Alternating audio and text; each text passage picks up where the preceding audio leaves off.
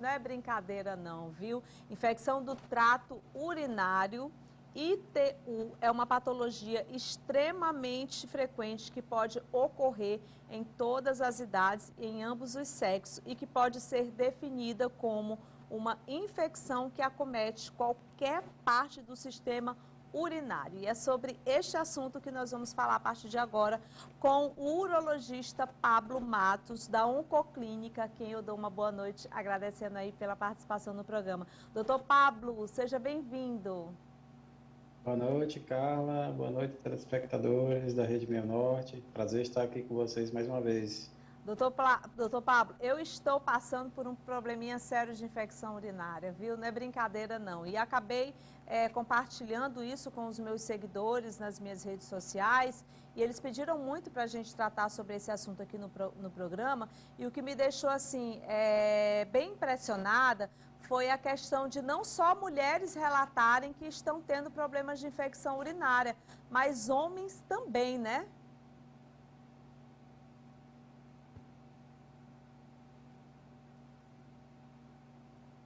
Eu acho que a gente deve ter tido aí algum probleminha com... Sim, Tá estou ouvindo, ouvindo, doutor? sim. Pronto. Estou ouvindo, sim. Bom, a infecção urinária é muito comum, tanto para homens como para mulheres. É muito frequente a gente ter no nosso consultório pacientes com infecção urinária. É uma queixa muito recorrente, sintomas miccionais. As mulheres têm um pouco mais de infecção urinária porque elas têm uma predisposição natural, anatômica, a ter infecção, uma vez que a uretra é uma porta de entrada para as bactérias e na mulher uma estrutura anatômica menor, né? A uretra da mulher é mais curta e por conta disso ela tem uma maior facilidade de ascensão bacteriana. E aí, por conta disso, os índices de infecção urinária são mais comuns em mulheres, mesmo nas faixas etárias menores. Como é que Mas é uma queixa muito frequente, inclusive para homens. tá, homens também? Como é que ela surge? Quais são as causas, hein, doutor? Bom, tudo ocorre quando tem a ascensão de uma bactéria, geralmente é o mecanismo mais comum. Existem outras formas de adquirir uma infecção urinária por via sanguínea, por exemplo, quando você tem uma infecção de um outro sítio do corpo. Mas o mais comum é a ascensão de bactérias a partir do trato urinário inferior, no caso a uretra, né? Isso é muito comum em mulheres, principalmente porque a uretra é mais curta e mais fácil disso acontecer. E quando a bactéria se instala, ela desencadeia uma série de sintomas que vão desde a urgência urinária, a vontade de urinar com frequência, ardor também, sensação de peso no baixo ventre e situações às vezes mais críticas, como mesmo febre, indica um sinal de mais gravidade, uma infecção mais intensa, pode ter uma queda do estado geral do paciente, ele pode ter sintomas mais genéricos constitucionais, que a gente chama como mal-estar, fraqueza, vômitos, são indícios de infecção que tem um quadro mais grave, né? Especialmente quando a infecção sobe para o rim. Aí o paciente pode ter um quadro geralmente mais crítico e que demanda um cuidado, muitas vezes, inclusive, hospitalar. Eu tenho, inclusive, compartilhado com os meus seguidores, doutor Pablo, e tenho falado muito assim da questão da minha experiência, do que eu tenho passado realmente com relação à infecção urinária. Eu estou tentando mudar, viu? Porque o sofrimento da infecção urinária mudou o meu hábito, mas eu sempre costumo dizer isso, é verdade mesmo, é fato. A gente acaba fazendo coisas que fazem com que a gente adoeça. Eu, particularmente, não gosto de água. Todas as vezes que eu tomo água, eu sinto ânsia de vômito. Eu sempre fui assim. Eu acho que é genético, porque meu pai também era assim. Papai não gostava muito de água, de beber água. E eu também acabei herdando isso dele. Ou seja, eu tomo muito pouca água. A minha vida inteira, eu sempre tomei muito pouca água. Eu tomo mais água se, por exemplo, eu for motivada ou comer uma coisa doce e tal, aí eu tomo mais água. Mas habitualmente isso não vinha acontecendo na minha vida de uma forma que é necessária. Então eu acredito que esse acúmulo de anos aí, esse fato de ter pouca água no corpo, tanto que minha pele é bem ressecada também, eu acho que influencia bastante. E eu acho que é muito importante a gente aproveitar essa oportunidade que eu estou dando esse depoimento aqui para falar para as pessoas do quanto é importante a gente tomar água, doutor, porque a gente acha que não vai acontecer o pior, mas a água, inclusive, ela é bom para tudo, de uma forma geral, né? E eu estou tentando mudar esse hábito desde que eu fui diagnosticada com a infecção urinária, que eu comecei a sentir a ardência mesmo, a dor ao urinar. Tomei uma semana de antibiótico, já passei da fase do antibiótico, já fiz uma urocultura nova e fiz também um sumário de urina novo, não estou mais com bactéria, mas já estou inclusive fazendo uma medicação para poder tomar durante 30 dias para não ter uma reincidência, né? Porque também pode acontecer essa situação. Ou seja, eu queria que o senhor aproveitasse também para falar para as pessoas em relação a isso. Porque a água também ela é muito importante, a gente tomar muita água durante o dia, né, doutor? Com certeza. É importante quem esteja nos acompanhando entender que a água, como você bem falou, é muito importante para o equilíbrio corporal, seja a nível celular, uma coisa muito microscópica, como a nível mais macroscópico, né? A água faz parte da circulação sanguínea, do ambiente intracorpóreo das células. Então, assim, quando você tem um desequilíbrio da concentração de água no organismo, você dispõe a uma série de problemas de saúde, né? Especificamente falando com relação à infecção urinária, a água talvez seja o fator protetor mais importante natural, porque o que acontece? Quando você tem um fluxo de água, um fluxo de urina, né, digamos assim, mais importante, com mais volume, as próprias bactérias não conseguem se fixar à parede do aparelho urinário, a parede da bexiga, a parede do rim. Então, as infecções elas têm dificuldade de se instalar e de se autoafirmar. Se você ingere muito líquido, você está fazendo uma proteção. Quando você ingere pouco líquido, você mantém as bactérias por mais tempo em contato com o ambiente da superfície do aparelho urinário e dá mais chance que ela possa fazer aquela adesão bacteriana a nível celular e desencadear uma infecção que às vezes ultrapassa os limites da superfície, invade o tecido, faz uma infecção mais grave. Então é fundamental que você ingira uma quantidade de líquido razoável, não só pela questão da infecção urinária, mas para tudo. A gente, quando está falando em ambiente aqui de orientação ao paciente, a gente recomenda que uma diurese saudável, em torno de 1.500 a 2.000 ml por dia, é o recomendado. Mas para você ter uma quantidade dessa de diurese por dia, você tem que ingerir quase que o dobro disso. Então, se você está pensando em 1.500 ml de diurese por dia, você tem que ingerir quase que o dobro de líquido, 3.000 ml por dia. Óbvio, o líquido pode vir sobre várias formas, pode vir sobre a água pura, pode vir sobre um suco que você bebe, pode vir sobre o líquido que está nos alimentos, mas de certa forma, você tentar tatear isso de que a água tangível, aquele volume que você é capaz de mensurar, seja em torno dos 3.000 ml. Agora, uma dica muito interessante, quando eu falo água, preferencialmente água potável, água comum, né? Não vão querer aí, por exemplo, extrapolar com cerveja, refrigerantes e outras bebidas que trazem sais e outros componentes que são indutores de cristalização, porque aí além de infecções, você fica mais suscetível a outro grande problema que é cálculo urinário. Exato. E quando você junta cálculo urinário com infecção urinária, você tem uma situação, às vezes, muito crítica. Então, a água saudável é aquela água natural. Todo paciente, toda pessoa ouvinte que está aí acompanhando tem que entender que a água natural é a melhor opção de água. Doutor Pablo, isso é tão interessante. Eu já ouvi algumas pessoas que dizem assim, eu tomo cerveja demais, aí né, tá dando tudo certo e tal. Eu digo, gente, não é assim não, peraí, tem que tomar água mesmo, água potável, tá?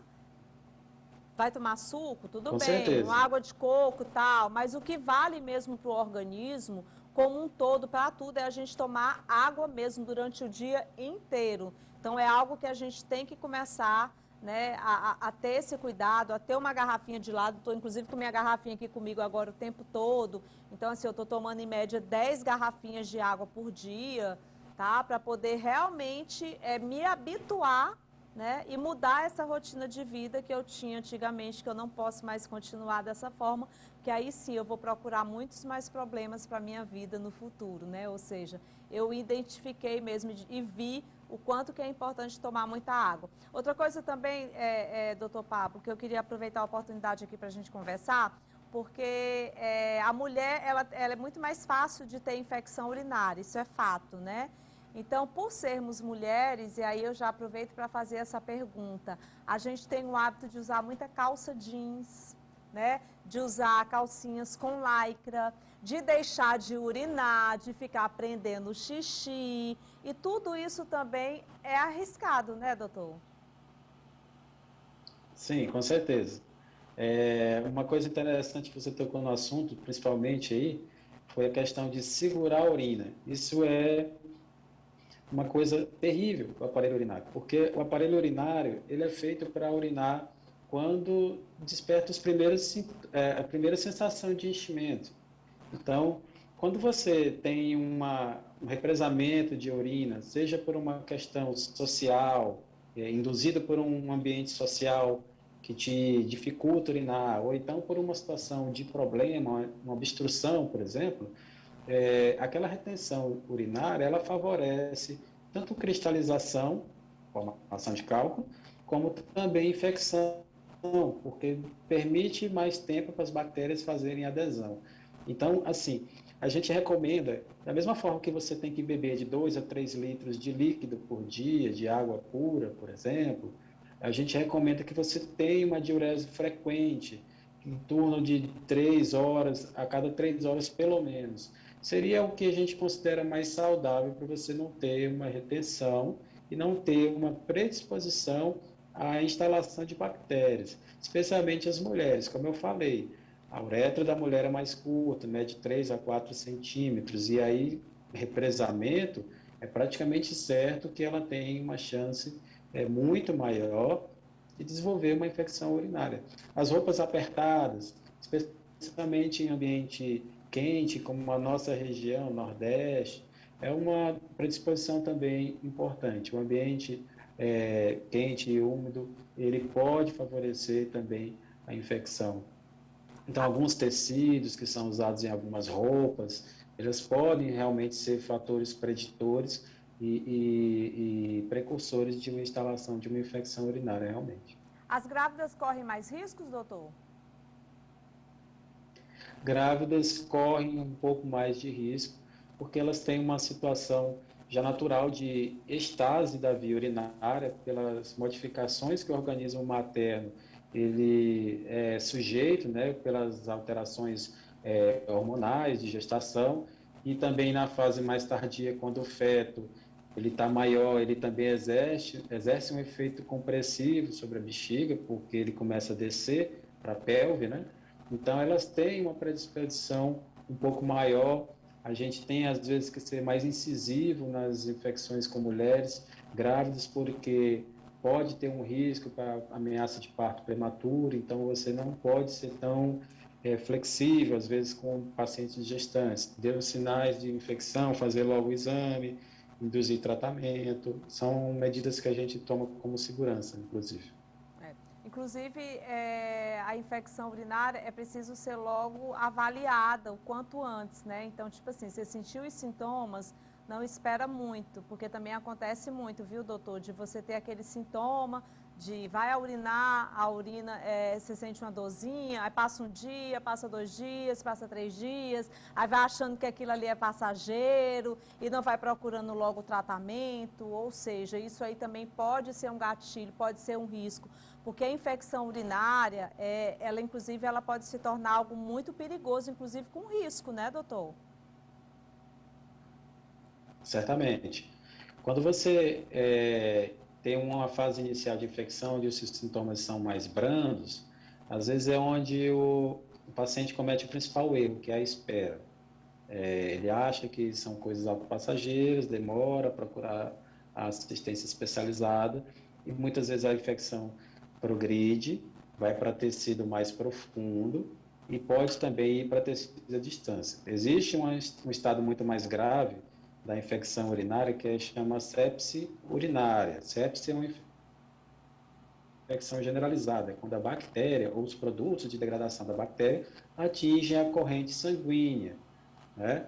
Então, quanto mais profunda for essa infecção, mais o risco da própria bactéria ou dos produtos de degradação dela de a circulação sanguínea. E quando isso acontece, ocorre uma descarga corporal de vários agentes bioquímicos e biofísicos que levam a uma resposta vascular, com pressão baixa, com taquicardia, com febre de alta temperatura medida, queda de estado geral, infecção realmente muito grave. A gente, infelizmente, ainda vê isso hoje na prática clínica, muitas vezes com pacientes que retardam a procura pelo tratamento, principalmente pacientes que têm condições que podem favorecer a piora da infecção urinária, por exemplo, idosos que têm próstatas aumentadas, no caso de homens, homens ou mulheres que têm cálculo urinário causando alguma obstrução